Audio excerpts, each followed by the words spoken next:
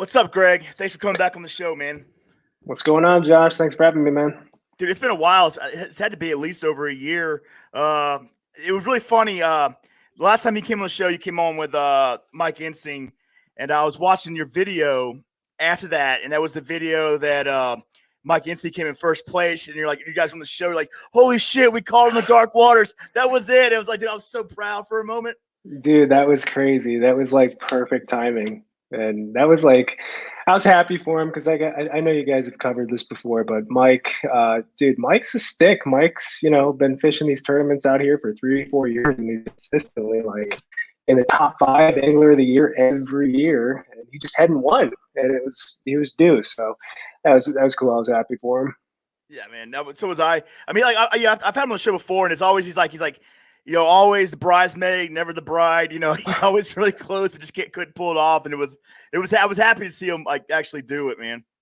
Yeah, I think he was happy too. And the good thing was that definitely gave him a little bit more bargaining room for more tournaments with the family. You know what I mean? I think he's Yeah, talked about it too. But it's not cheap to fish these tournaments and all this stuff and weekends away from home. And, it's always good when you can not only win, but, bring some money home too. So it was yeah. cool.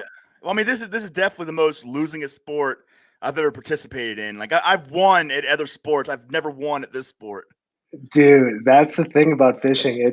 You're gonna lose 99% of the time, and maybe more than that. I mean, even myself, even the really good anglers out there, I mean, their percentages are obviously a little better, but it's a crazy sport. It's one of a kind, and you just gotta. I think if you fish long enough, you get used to it. It's just it's one of those things you get used to. But yeah, if you like winning, then you might want to consider another tournament kind of series. Well, how have you been, dude? I can tell, and we talked about this earlier. I can tell by your face and Oh you're yeah. wearing sunglasses that you've also been fishing pretty hard the last few days. I know you had a tournament yesterday too as well. I talked to Yeah, our mutual friend Shane. I think he fished the same tournament, or actually ran the same tournament. yeah. I've been fishing a lot. Obviously, wearing sunglasses. It's coming towards an end, but it's been the spawn the past couple of weeks. So I've been really locking the shades on, as you can see, and been looking quite a bit. Yesterday's tournament was at the Delta, and it was a good tournament. It was a fun tournament, but dude, talk about feeling like a loser. That was one where I would say of all tournaments, this is in the top three where it's really, really stung. I had some bedfish. I had a good area of pre-fish with some really big bedfish. But dude, spring out here in California, it's windy 90% of the time, so I couldn't really see them. But I did hook into one right at the end, and it was on a bed, and it basically I hooked it, it jumped off, and that was the fish that would have swept everything. The tournament, big fish, all the side pots. So I came in fourth yesterday, which I was surprised. I didn't think I was going to do that good, but that fish right there, and I know everyone's got a fish story, but you can look at the video that'll come out, it'll prove it. That one would have been a nice one to have. So I was like, oh God. But yeah, Dude, everything's bedfish going is good. so risky, anyways, though, right? I mean, like me and Scott, our mutual friend Scott Reynolds, we did Otisco last year, and we decided we were going to bedfish. And I bedfished down the south part of Otisco. He bedfished up in the north, and I knew the wind was going to come, so I thought I had an hour or two to go out there and catch those fish. And if I would have caught them, obviously I probably would have won because they were like 20, 22 inch smallmouth or whatever. And I ended up losing miserably, and Scott won up in the north. But like it's one of those things like bedfish. Like it took him like 6 hours to catch three fish, and it just happened to be the three best fish of the tournament. It's just one of those things. It's like, dude, if you're gonna bed fish, it's kind of like frog fishing. Like you gotta really commit to it and like live or die by that that technique of fishing. Dude, totally. It's a risky move, and I will say from experience, I can remember this is the third tournament now where the practice was leading into a game plan of bed fishing. It's the third one, and I'm 0 for 3. I mean, granted, fourth is a decent finish, but it's never worked out. It's never worked out for me. And I don't know if that's just because the kayak, you can't cover as much water or mark as many fish, but wind plays a factor, cooperation of fish, but it's risky, but it can pay off, especially if you got some big ones for sure. Yeah. So man, so besides that, I mean, like you've already like your seasons have already started. Like mine hasn't even started yet. My first tournament is I think New York KBF has their first one April 24th, and then from there on, it's like tournaments every weekend, all the way until like mid-June. And then you get a little bit of a break, and then Hobie comes. I mean, whatever, you know the deal. Like my season hasn't even started. Yours started a few months ago. Like, what's it been like so far? I watched the videos. I know you guys have done like a few of the big lakes out there, but I mean, has the weather gotten better? Like, what's it been like the last month or two? Yeah, dude, that's crazy. I always forget like that New York, you guys are like just coming out of winter right now, and I knock on wood. Hopefully you are, but Well, dude, like no shit. This morning I went fishing. I went to a new lake today. I went to Canada Raga, whatever. It's like closer to Herkimer. It's like south. Nice lake. Got it's got really good fish, but the water temps were like 46 to 48. And like how it was a walleye on accident. And my buddy caught one, but just like we're still not out of it. Like we pretend like we are because like the last 2 weeks we had like a really good warm front. Like everything was just perfect, and like I was out there crushing them like a week ago. But like this week we had a cold front come in, temperatures dropped, and just like that's right. I live in upstate New York. Like I got cocky. dude, I mean, I remember those days. The cabin fever is a real deal. But no, the season's going fine. I mean, we're still obviously in a lot of restrictions for tournaments. A lot of our tournaments have been, open launch, open lake style events. Really, yesterday's actually was an open lake event. The lake we were supposed to go to, Lake Berryessa, was not allowing tournaments. So it was between like 5 different places you could fish. I picked the Delta. It was kind of a weird one because, the crew that we usually hang with, the Dark Horse guys, they all went to Berryessa. And I had to say, guys, I got some fish on the Delta located, so I can't make it up there. That's always a good part of tournament season is hanging out with those guys. So things are apparently the state's going to open up fully June 15th. That's what they say. So we've got some big ones coming up, in the summer months in July, August at Clear Lake. So hopefully we can get back to near normalcy by then. But yeah, the season's going good so far. You just reminded me. I feel fortunate that I've been fishing for basically every month this year, and you guys are just getting to it. Oh no, it drives me crazy because like this year I took a break because I usually like to travel a little bit in like the early spring. Maybe like 1 or 2 trips down south. Just get away from here and get back into the weather. But I ended up buying a new kayak this year, so I had to like be careful how I spend my finances because each trip, if I go do a Hobie event in like Georgia, that's like $1,000, $2,000. And that's like a new kayak. So like I had to like take a break and like, focus my finances on getting my new boat and everything. So what'd you get, man? I ended up going with the an Old Town Big Water. Love it. So far it's been my favorite kayak. Moves really Old good Town. for a big boat. Nice. Yeah. So you got the motor and all that stuff? Nope. The Big Water, the 132. It doesn't come with, as far as I know, it doesn't come with a motor. That's like the 120 and everything. But eventually I'm gonna have to go to the motor. But this year I was going like Hobie focus anyway, so I didn't really feel the need to like invest in a motor. But now, as I'm starting to get better at fishing, I'm starting to understand like, especially up here with the drop shot and how important like Ned rigging and things like that are. I'm like, I might want to invest in a motor because like, especially this time of year, dude, it's so windy. Like you're always getting like some of those like whatever late winter winds or early spring winds or whatever you want to call them. But like, there hasn't been a day that I've gone out in the water and it wasn't windy. Yeah, dude. I'll be interested. I'm hoping to get back to New York and fish with you guys for a couple of tournaments. I don't know if it's going to happen early May like I wanted to. I think you guys got a couple of tournaments in May, local ones. Yeah. But I'll be interested to see like how everyone, because like every year everything's evolving as far as the kayaks, the motors. I mean, you can see it everywhere. You see it out here in California. Every year, every season is just like a different lineup of technology. And I know that you guys are pumping out good numbers in New York and the scene's growing. So I'm going to just be curious to see how many like guys at the tournaments have the motors and the torpedoes and electronics. I think it'll be interesting. Well, especially like this year, because like last year was the first year that New York KBF like allowed motors, I think. Okay. And so this year it's only going to get better. And then obviously Panoptics are a thing. And like, I can't imagine, like I've been talking to our mutual friend Bailey and like, what's that going to be like on a lake like Cayuga, like during like, like mid-May, that good pre-spawn, and you got guys out there with that kind of technology and a motor getting to those areas. I mean, it's getting to the point where it's like the fish just the fish like my local tournaments. I'm like, I might have to upgrade. Like I know people talk, well, just because you get there and faster and you have this, you still gotta learn how to catch fish. I'm like, yeah, but if I know how to fish and I got a few extra tools, that's not gonna hurt me. It's not gonna make my life seem more miserable. And I think about especially like our lakes, the Finger Lakes, they don't have like a natural current, and it has to be wind. And so you get out there like the fish, like some of those big lakes like that, like, dude, life would be a lot easier if I had spot lock. Life would be a lot easier if I had those Panoptics. I'm not saying it would make or break me. I'm just saying I wouldn't hate it. Yeah, dude, I think that's like exactly how every piece of technology, as far as fishing in general, but definitely kayak fishing, evolves. That's like in the beginning when it seemed crazy to have a pedal drive. I remember those days. I'm talking like I'm 70 years old. I'm not, but it was back in like 2014, 2015, and you'd see pedal drives, and it's like, holy crap, you need a pedal drive? Like, what are you, crazy?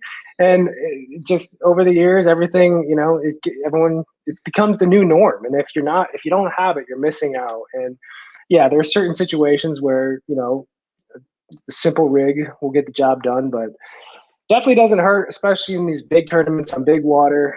It's just the way of the future, and it'll be interesting to see kind of where it leads to. I don't know. My guess is as good as anyone's.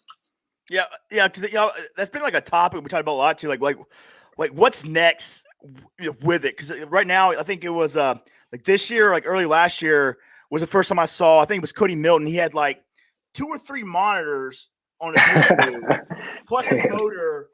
And then like today, or not this, but this year, I know I saw Casey Reed with his Sportsman, and he had 2 or 3 monitors. I'm like there's no roof for pedal. Like pedal is gone. You have to have a motor because there's no way for you to have room to have like what these guys are going with. And like, to me, that's like, dude, that's the technology. I know like Lake George last year and some of our bigger tournaments last year were won because of Panoptics, because it was like midsummer long. It was I think we had like COVID pushed Lake George to like August, I think, which is during August. Lake George is a hard lake to fish because everything goes deep. And those guys were literally on their Panoptics, like just video game fishing, and that's how they won the tournament. I'm like, dude, that's definitely the where I see the future going. Because the way I see motors are going to become cheaper because they're going to become just like it's just a motor. But like the optics or things like that, I think that's kind of where I think is like where do we go from here, guys? Dude, yeah, that's insane. And I guess the good thing about certain aspects of like the sport is like caps on certain things. Like I think you can only have like 3 horsepower motors for kayak tournaments or legally or whatever. And then like the kayaks can only be a certain length and width, but it's hard to draw a line with electronics, Yeah. Well, where have you gone on electronics? I haven't seen your exactly what setup you're working with now. Raymarine, it's the Element series. I've had it for a couple of years now. It's my second graph ever. My first one was a Dragonfly, Raymarine Dragonfly off of Amazon. It's a good unit, man. Like it's got down imaging and sonar and side imaging and all that stuff. Sorry about this, Greg. You're good. Sorry about that. No, you're good. That's important, man. No, I got the Element, and I'd say it's relatively basic now as far as what the technology is. But I'm so used to it. I'm so dialed. I'm honestly like a creature of habit. I like things that I'm used to. I'm not saying I'm against ever getting a Panoptics or something crazy, but I don't know, man. Like I'm comfortable with what I have at the moment, and it does take. It takes a little bit of a jump for me to go to different. I mean, look at my boat. Look at the Titan I have. I've had it for like 3 years. It's all crusty and got scratches all over it, but it's because I like it and it works, and I'm dialed with it. And so I love my Element. It works for me for now. I'm not a crazy deep water fisherman, like a lot of folks are, and using the electronics too much. Well, that was one of the reasons I wanted to talk today, because like I'm a shallow. Like I like to fish shallow. One of the reasons I like to fish shallow is because I didn't grow up. I'm trying to make you seem older than what you are. But you're one of the first people I started watching when I got into kayak fishing, just because of the random Google videos came up, and I was also Google kayak fishing upstate New York, and it was you who had the videos up here. But like fishing shallow was kind of what I learned how to do. Watching you and like I flip the same areas you flip now. Like how much is that really like? Because even though you travel all over the country and you fish different places, I think you would even the Delaware, the Texas, the California, like all over the place. You still seem to be fishing the same way. And I know there's like there's this. It's not an argument, but there's like it's offshore, shallow, blah blah blah. Gibberish. Like, but like, you haven't really changed much as far. When I watch, I can honestly say this because I watch your videos. Every now and then I see you do a drop shot pretty deep on some of those California reservoirs and stuff like that. But like you do seem pretty comfortable at doing what you do, and like you don't seem to really be changing that much. In a sport that everyone's telling you that you got to like evolve and you got to do this, but you seem to keep it pretty simple. Yeah, man, I do. I, like I said, I'm comfortable with what I'm used to. And, I would say over the years, you can see, well, from the YouTube videos, like my fishing has evolved, but it's been very gradual. Like I've never really made like huge leaps and bounds in certain baits or techniques. It's always just kind of happened gradually and naturally. But I am comfortable fishing shallow. I think that's why I love the California Delta mostly compared to anywhere else. Shallow grass fishing, getting into the heavy cover, punching, frogging. And you can do that a lot in New York with, Cuga, really anywhere that has grass. But yeah, I mean, for me, my main objective every time I go out there fishing is just to catch fish. And I always am like, well, what am I going to do to catch fish? And it's always my go-to baits, my go-to techniques. So that's just how it is now. And I'm hoping that obviously I can evolve more, into a more complete angler, more rounded, but it will be, a process. And I think that's kind of like what's cool about fishing too, is there's so many like aspects of fishing and, presentations and how technical you can get in certain areas. This year, I'm hoping to continue on with some big baits. I tossed around the depths 250 a little bit. Got a really cool wake bait. It's called you may have heard of it, the toxic wade hogs. It's the one SpongeBob. It's what Mike won his tournament. Oh yeah. Yeah, dude, that thing is a Delta killer. Like in the summer, low light conditions, first thing in the morning, that little wake bait. I mean, it's got the beefy profile. It's got the clack on it. It's legit, and it works not just the Delta, but everywhere. So hopefully that's the next technique I can get a little bit better at, is just slinging bigger baits.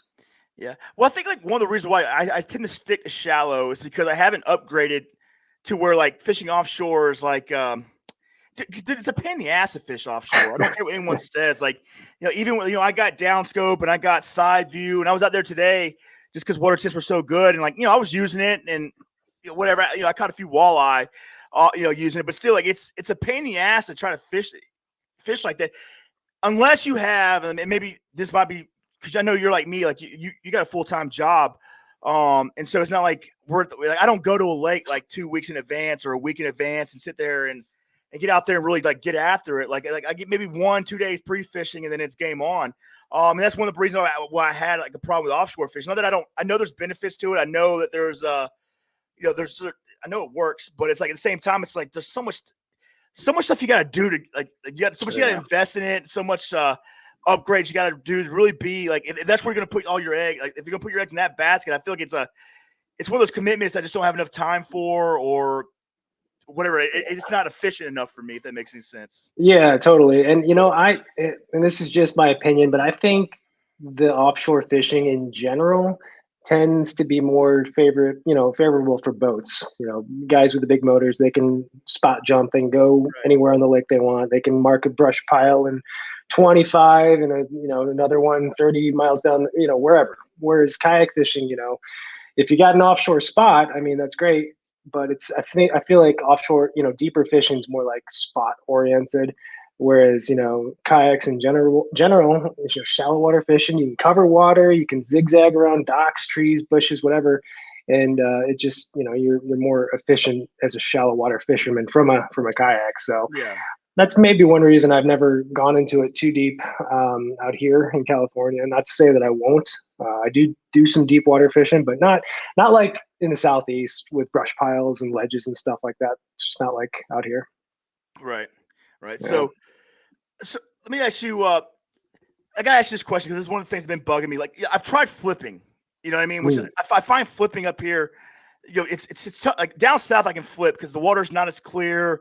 Um, it's just set up different. Here, I was watching you like some of your videos, like the way you flipped in like those. There's a certain area in KU. I don't want to give up too much information. But flipping into like the grass up there, into like those weed beds, it was very shallow and very clear. Dude, it doesn't seem realistic to me, but I watched you do it in the video after video, like flipping those kind of things. Like, what exactly are you doing, and how are you targeting, and where the hell are those fish coming from, man? I think I know what video you're talking about. I'll tell you this: it's close to the north end. It's the only place you can look across and see like the weeds sticking up out of the water. So, is there a restaurant nearby? not too far. Okay. Yeah. Yeah. I mean, that was just one of those deals, man. Like, I mean, fish are always going to be in the grass. I think the more important part of when you're flipping is dialing in a certain section of the grass or a certain depth or even like the density of grass or the kind of grass. And that particular day, if I remember correctly, I was very fortunate because that area had a lot of isolated grass patches, a lot of isolated grass patches that were just coming up to the top, matting over. So they weren't like super thick. You could still punch in there. And I think at that time it was like a half ounce weight. But it was a warm day. I think it was at least summer, and those fish were buried in the grass. So yeah, for me, if they're buried in the grass and you know where they are, there's two ways to get them. You're either flipping, punching it, or you're frogging. So you either got to make them come up or you got to go to them. Yeah. So that was one of the deals where they were setting up good. And it was easier to call your shots. I mean, obviously you make a million casts sometimes and you only, strike a fish every so often, but that time it was a better, I guess, hookup rate for how many casts I was making. And the same thing happens out here, like at Clear Lake. You can find these isolated grass patches. You just do it enough to and this is, I guess, for all of my fishing, is you catch enough fish a certain way during the day, whenever, and you kind of like start to make mental notes about, oh, okay, that one was in 8 foot isolated patch. That one was in 7 isolated patch. We flipped that, 7 foot patch, but that had a weird bottom. It was sandy. It wasn't rocky. So that you make all these little mental notes, and the goal is to eventually figure out, dial in all these details that make every cast you're making in the high probability areas. So that was kind of the deal with Cugin. Like I said, Clear Lake has the same thing. You're looking for similarities in what you're fishing. And, if you can dial that in, you can usually be productive and catch some fish. Yeah. So I guess like my problem with like I'm good at flipping like deeper submerged vegetation. It's like when you get shallow, like when you can stand up and you can see the ground, and you see it, but you don't see like it's like your sight fish. I don't see the bass, and like I know these areas that you were flipping, and it's like where's the confidence that you have to like, all right, I'm just gonna flip here, and like dude, I watch you flip in the areas. I'm like, I don't even know where that bait went. You know what I mean? Like it's like that shallow and like onto and just like how to make this question make any sense. I'm sorry, give me a second, but it's like but I mean like it's like you're like you can't sight fish. You don't see anything, but you throw there anyways. Like it's like, what is that indicator? It's just so weird. Like when I watch people shallow flip that shallow, I'm like, I don't even know where to start with that. You know what I mean? And that's the problem I have up here because we do have clear water, so you can stand up and look and be like, I don't see anything. So the easy answer is to go back or whatever. But like I watch you guys, you flip into the stuff, and I'm like, holy shit, how did he make that work for him? Yeah, dude, good. That's good question. Trial and error, man. Like in the video, it looks like I just was like, oh yeah, let's just go flipping up fish, crack fish. But I guarantee there was about 10,000 flips before that or in between where I didn't catch crap. So, it's like with any pattern, any situation, you're going to get a hint and you can go off that hint. But dude, there's a lot of wasted time too, wasted gas. It's just about trying different things. And on that particular day, on that video, I probably found that bite pretty quick or relatively early and just went with it. And it's like everything. I wish I could watch. I wish everyone had like a GoPro camera and post it on YouTube. I'd love to see the crazy stuff. You know, when you hear people winning tournaments, I think national championships 2017 or 16, it was Kentucky Lake and we had snow and stuff, and someone was catching them on a buzzbait. It's like, I didn't even have a buzzbait with me, but you would never know unless you tried. So Yeah. it's just that thing. If you keep trying, you get more confidence in certain techniques, and you know, it just works for you. Yeah. Well, like, how does it make you feel like when you see, like let's just say like Cayuga, for instance, like, you know, I've watched you catch fish there. And then we have a mutual friend, Bailey, Mm-hmm. who goes out there and just smashes smallmouth. You know, like I don't know what, like, he obviously has that lake like dialed in, and like his offshore bite is just incredible.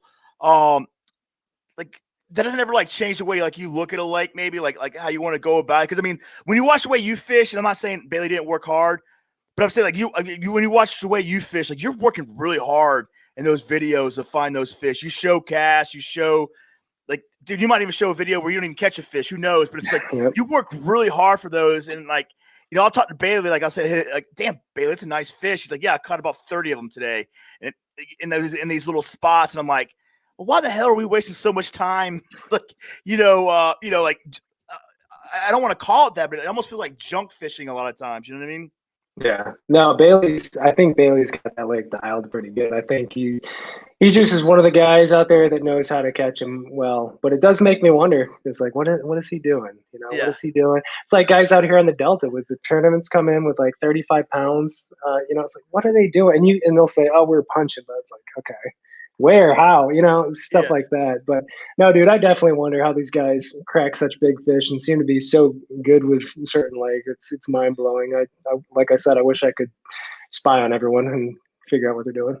Yeah, cause I mean, especially like something like a Delta, because, you know, I hear about the Delta. I've never fished the Delta, but I've talked to you. I've talked to Rip Lips, Oh whatever. I've talked to them all, and it's just like, yeah. it's like they tell me, it's one of those places, like, it's like you either got it or you don't got it. Like, there's a lot of Yeah. people like that they'll win a life, you know, whatever savings on that lake. And there's people who will never catch a fish on there. It's a very tough place to fish, and it's like, it's just one of those spots like you got to know, and you got to put time on there. You feel like you put enough time on there by now? It's been like 3 years. Yeah, I guess I'm starting to get used to it. I do feel more comfortable, but man, I'll tell you what, the Delta is definitely one of those places. It's really about spots, locations. Like I've told multiple people this. Your day, I hate to say it, but your day could be decided depending on which launch you go from. Like your fate's decided. You can adapt, obviously, and make it work. But dude, the Delta's tricky. It's tough to figure out with the tides swing. You know, the tide swings can be everything on the Delta. And, you know, I remember, I think it was my first, or no, it was my second year here. Dude, I hated the Delta. I think if you go back to my videos from then, like, I did not fish the Delta. I was so sucky at it. Like, I didn't know what I was doing. I just didn't know what to do on a low tide and everything's blown out. It's like, what do you do? I mean, so I am starting to feel more comfortable and confident in that, you know, I can go out there and catch fish, but it's never a guarantee. And that's, I think, you know, what makes the Delta really, really special. And for those guys that figure it out, you know, it's like, it can be amazing if you really figure it out. But again, I think, unfortunately, I think that's more for the boaters that are, you know, running. I mean, if you Yeah. look at the Delta on a map, dude, it's like a crazy maze. I like looking at lakes and places like a playground because it's like our playground, and the Delta is one hell of a playground. I mean, it is a freaking maze. You can fish. It's crazy, but that's what I love about it.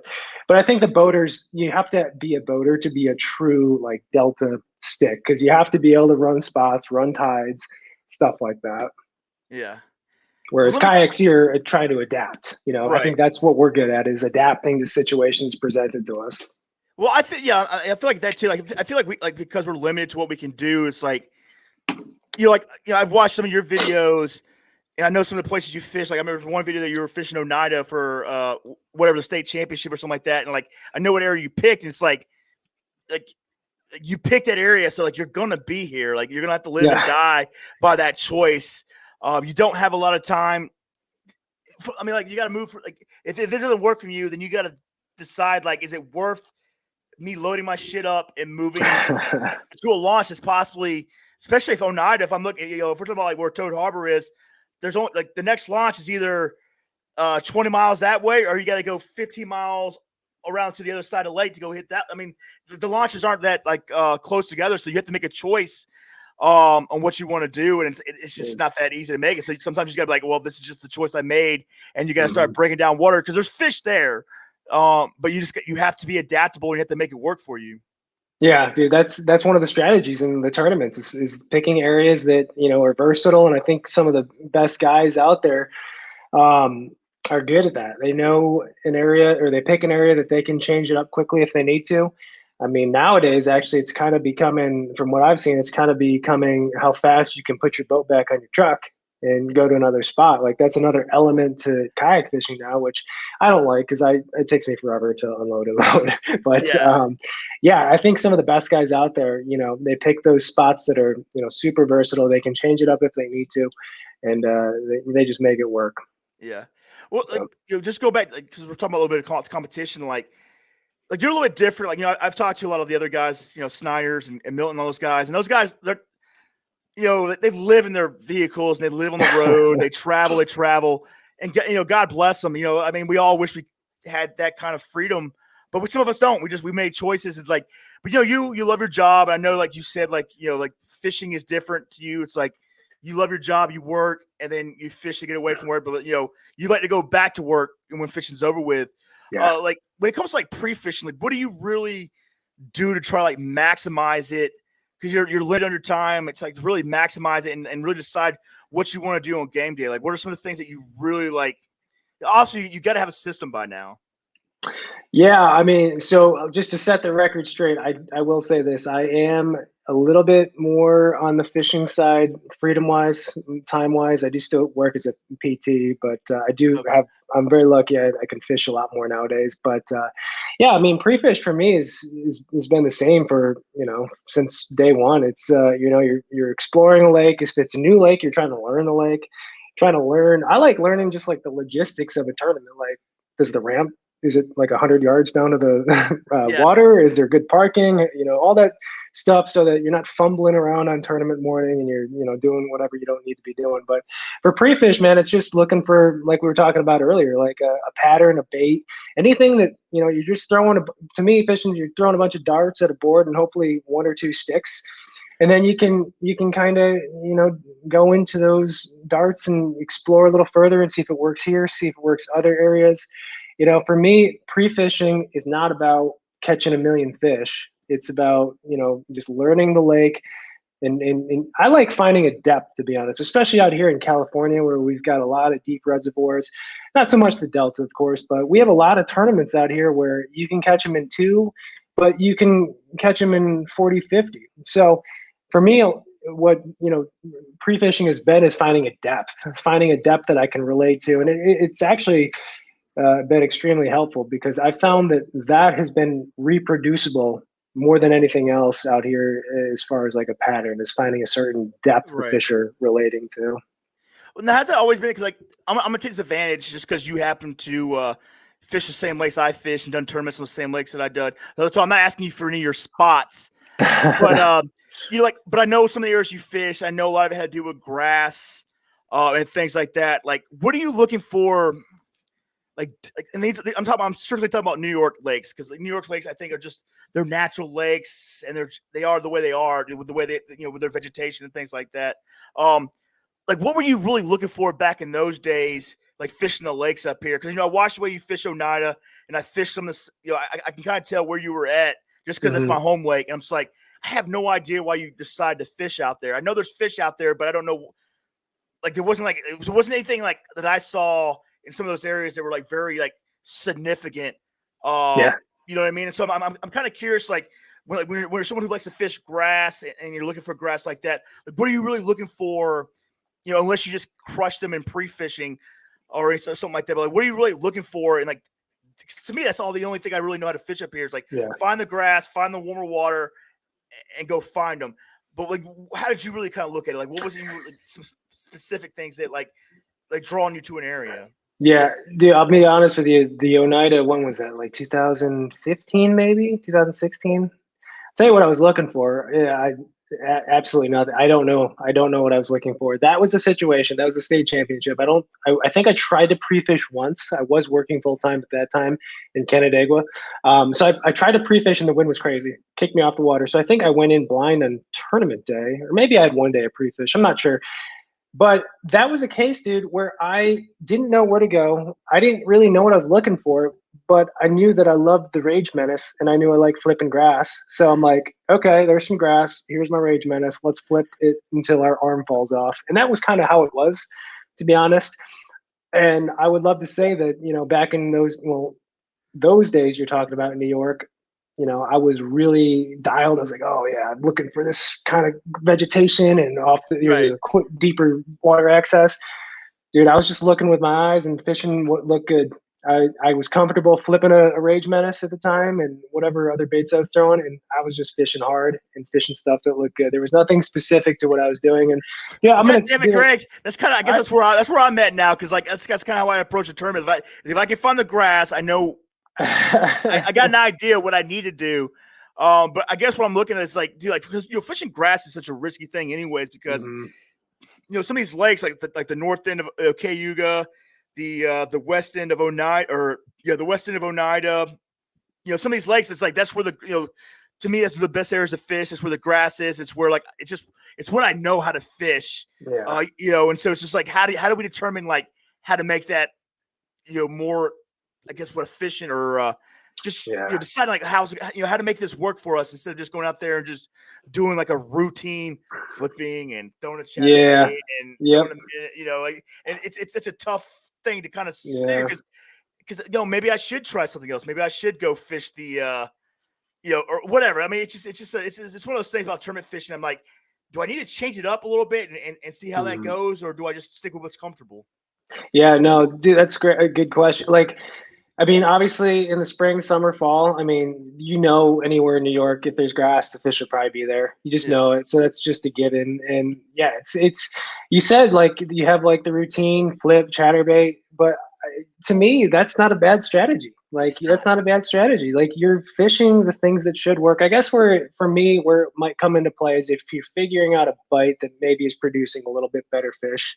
If you're throwing like a drop shot or a Senko, and you're getting a bunch of bites, but they're not big.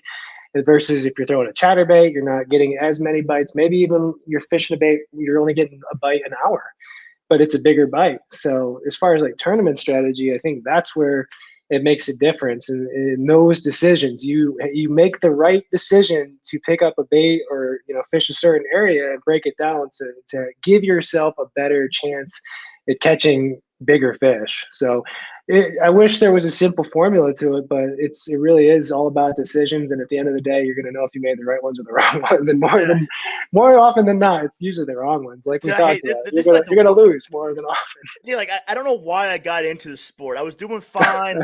Life was good. I was in great shape. I was lifting weights. I was running 3 to 5 miles every day. And then all of a sudden I found kayak fishing. I got a little chubby.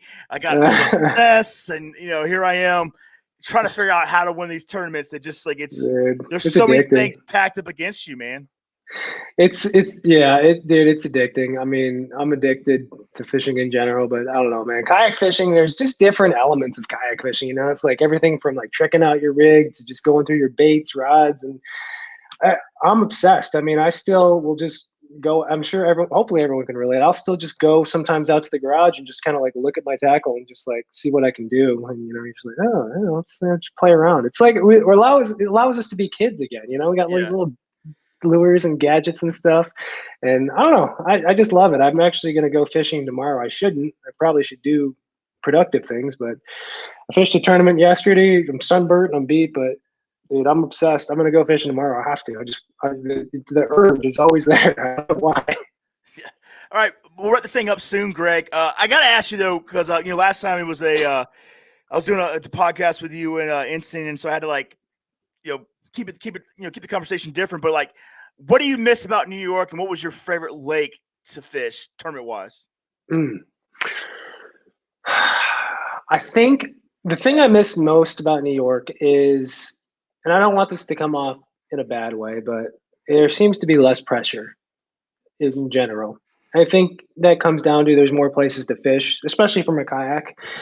But dude, it's different out here in California for sure. I'm sure it's similar in, well, dude, if you watch, I went to Southern California earlier this year for the first tournament, an ABA event. We waited like over an hour in line at the gate to get into this lake. And that's every weekend in Southern California. Any lake you pick, you're gonna sit in line unless you get there like two. Some people were camping overnight just to be one of the first ones in line. Yeah. And but it just goes to show the pressure out here is, there's a lot. But I think that's what I miss most about New York is, there's not as much pressure. It feels more, I don't know, scenic, I guess, when you're fishing. Some of the places in New York, the glacier lakes, of course, Cayuga. I would say one of my favorite places to fish is kind of where my roots come from as far as kayak fishing. It's that Seneca Cayuga Canal, Yes. the one that connects Cayuga Lake and Seneca Lake, and runs right through Seneca Falls and Waterloo and Geneva. Uh, it's where I started kayak fishing, where I gained a lot of confidence in certain techniques and really just gained confidence in fishing out of a kayak versus the bank. So that would be one of my, and you know what? I think you have to quote me on this. You have to look in the archives, but I think I'm undefeated on that canal with tournaments. I think we fished like four, and I think I won them all. Okay. I'm sure I would get my butt whooped now because there's just so many good anglers. But that's probably my favorite place to fish, and probably where I'll fish first when I come home this year. Yeah, I think like one of the things that I feel like we're really spoiled up here is that we do have like we have so many fisheries up here. You know what I mean? It's like there's been times where I would go to Oneida and the ramp, like not just the ramps, but even like the plate, like Toad Harbor where I like to launch, we just have like a billion, whatever, like bluegill anglers, what do you want to call them, crappy fishermen. I'm like, well, I'm Mhm. not gonna launch here, ruin their good time. So I would just go find like a spot. I'd go up to um, anywhere. I could go anywhere, like and find like the Seneca. I would go to the Seneca, that canal you're talking about. I'd go up to some of the tributaries up there off Ontario. Like I could find a place to fish that wasn't like overly pressured, that like and still have a good time. I mean, Mhm. we just got so much up here. I feel like we're really, and I don't think the rest of the country understands like how spoiled I feel up here in upstate New York. Yeah, dude, that's what it's great. I mean, and if you look at, I'm sure everyone in New York has looked at Google Earth and like kind of explore. There's a lot of like hidden gems that you probably Hidden gem. could, like, between the canal systems and the rivers and obviously the lakes and creeks and everything. There's a lot of places that I'd be curious to see if you can drop a kayak into. I'm sure you can some way or another. But yeah, man, I'm looking forward to getting back there. Hopefully we can get together and fish a couple tournaments. I'm not sure what's going on Yeah. in end of May. I'm looking end of May, hopefully getting back there. I try to strategize my trips there when the fishing's prime. Yeah, I'm obviously not coming in, February, March. Yeah. That's when you guys are still snowed in. Yeah, I'm trying to think what's coming up.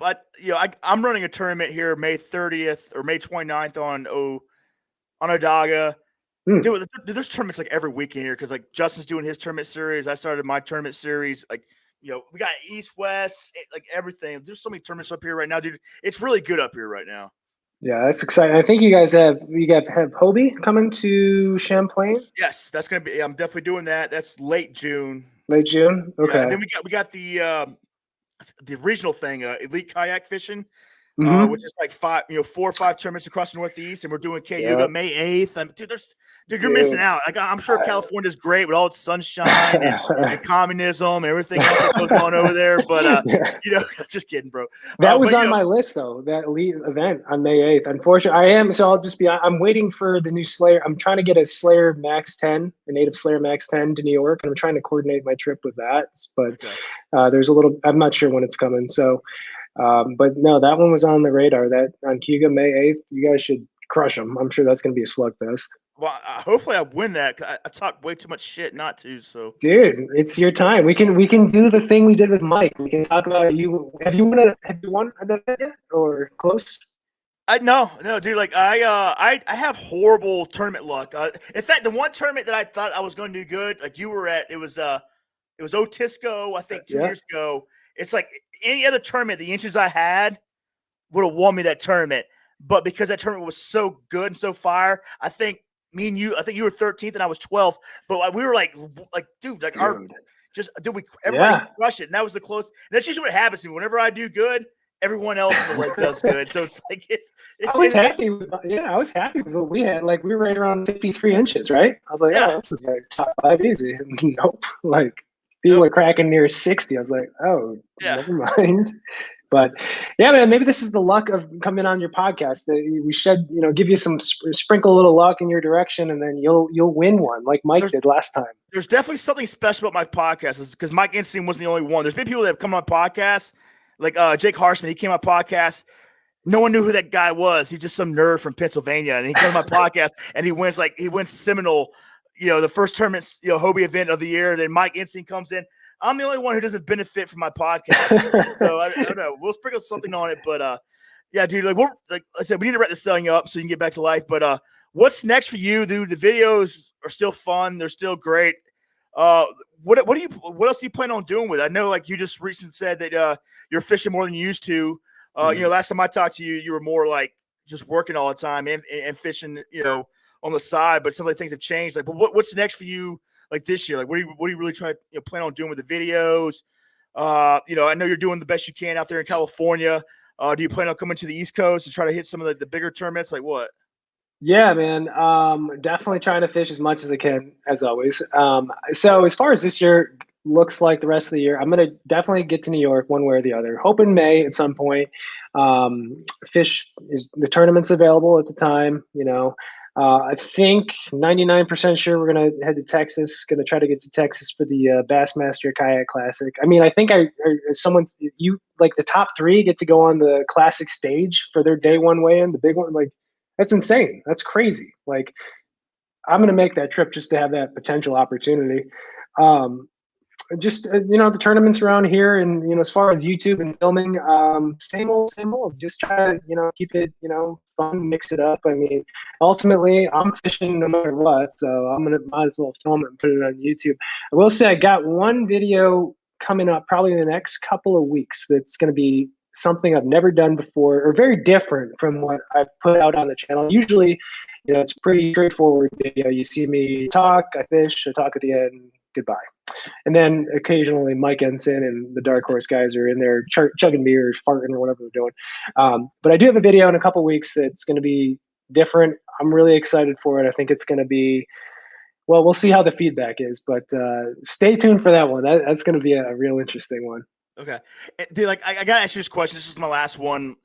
Um, Technology, like as far as like recording your show and and whatever the editing, has anything changed for you? Like have you ever thought of because there's some people that are using the drones now, Mm-hmm. and I think I've seen you play the drone a few times. But like, is there anything you're thinking like different? Like maybe like I don't know where this whole YouTube thing and like recording yourself, it's getting better and better every year. Is there anything that you're seeing in the future that you want to try? Uh, the only thing that kind of comes to mind potentially to try in the future is maybe not having a full time, but maybe try to hire a cameraman Yeah. to do like a full coverage of a tournament, kind of like you see with like Scott Martin or Jacob Wheeler, some of their videos they put Right. out where they've got a dedicated cameraman. You can just get more content, more footage, and like I said, I'm not saying that I would have a full time one. I couldn't. But maybe for like even Texas, maybe for the Classic, I got a buddy down there that films. Maybe try to hire him to just capture it from a different angle. I think that would just try to mix it up a little bit, make it a little different. I think that'd be pretty cool too. So that's really the only thing that kind of comes to mind as far as changing the content. All right, cool. All right, Greg, take some time. Think who you want to thank that makes fishing easier for you. Let people know they can follow you, and whatever. This is your time. Yeah, man. I've got some good companies backing me this year. Native Watercraft, of course. They've been with me for a couple of years now. NRS, love their apparel, Life Vest. The Champion bibs, the boots, everything. They're always in there. We've got Pure Fishing this year, which is really nice. Really, good pickup and a company that I love, and the baits that I've used in forever. I think one of my first bait casters was a Abu Garcia Black Max. So Pure Fishing, working with Abu Garcia and Berkeley Baits, and batteries, the lithium-ion batteries, powering everything from the coffee maker in the truck to the Raymarine Element. And then we got Torquedo, of course. Torquedo making me able to cover 12 12 to 15 miles on the water. I just put a second battery in my little black box in the back. So now I can, basically get off the water and not feel dead. Yeah, I think all guys that don't have a motor know that feeling. The Yeah. day when they load their kayak, they're like, oh my God. So those are the companies that I've been working with. And Sierra Nevada, of course, I'm not drinking one of their beers. That's shame on me. But they have always been a big supporter of the channel and the Dark Horse division, and keeping us well hydrated on tournaments. All right, man. Well, I appreciate you coming on the show, dude. Please hit me up when you come here. Whenever you come here, like I'll definitely wherever. I don't know exactly where you live, but I know we're only like an hour or two apart, so we can find a place to Definitely. go fish and whatever. We'll figure it out. But dude, I can't wait for you guys to come up here. Good luck with the rest of the season, and let's stay in touch. All right, sounds good, man. Thanks for having me on. All right, man. I'll talk to you later. Later.